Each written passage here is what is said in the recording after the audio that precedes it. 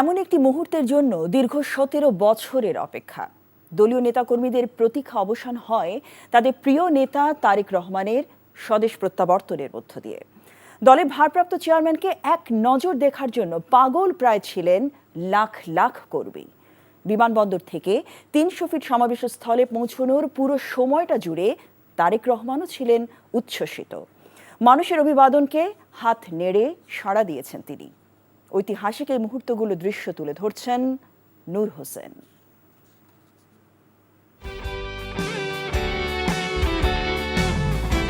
১৭ বছরের অপেক্ষার অবসান। প্রিয় নেতার রাজসিক প্রত্যাবর্তনে রাজধানীতে ঢল নামে লাখো জনতার।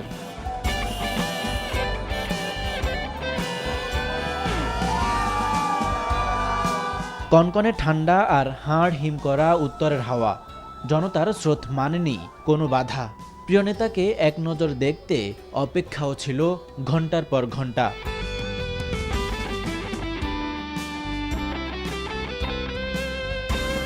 হযরত শাহজালাল আন্তর্জাতিক বিমানবন্দর থেকে ৩৬ জুলাই এক্সপ্রেসওয়ের বিস্তীর্ণ সড়ক হয়ে এভারকেয়ার হাসপাতাল, কয়েক কিলোমিটার এলাকা লাখ লাখ মানুষের উপস্থিতিতে মুখরিত হয়। সড়কে তারেক রহমানের গাড়িবহর যখন প্রতীক্ষায় থাকা জনসমুদ্রের পাশ অতিক্রম করে, তখন আবেগঘন পরিবেশের সৃষ্টি হয়।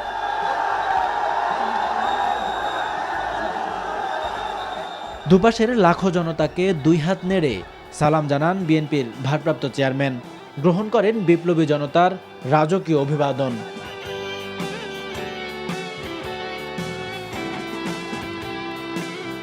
উপস্থিত জনতার দীর্ঘদিনের তেষ্টা মেটাতে বিমানবন্দর থেকে অত্যন্ত ধীর গতিতে এগিয়ে যান তারেক রহমান।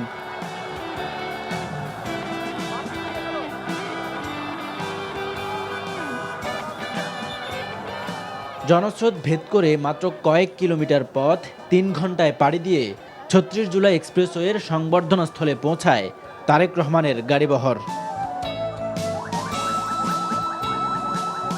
এ সময় বহরের গতি আরও কমে যায়। প্রিয় নেতার বহর ঘিরে আনন্দে স্লোগানে ফেটে পড়ে উচ্ছ্বসিত জনতা।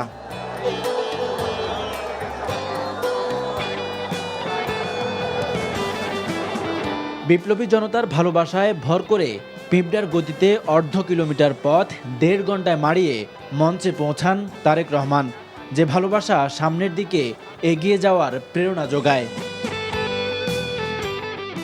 ১৭ বছর পর ঐতিহাসিক এই মাহেন্দ্রক্ষণের সাক্ষী হলো বাংলাদেশ।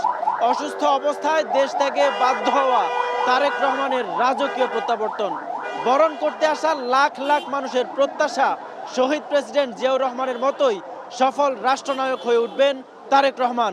নূর হোসেন, এনটিভি নিউজ, ঢাকা।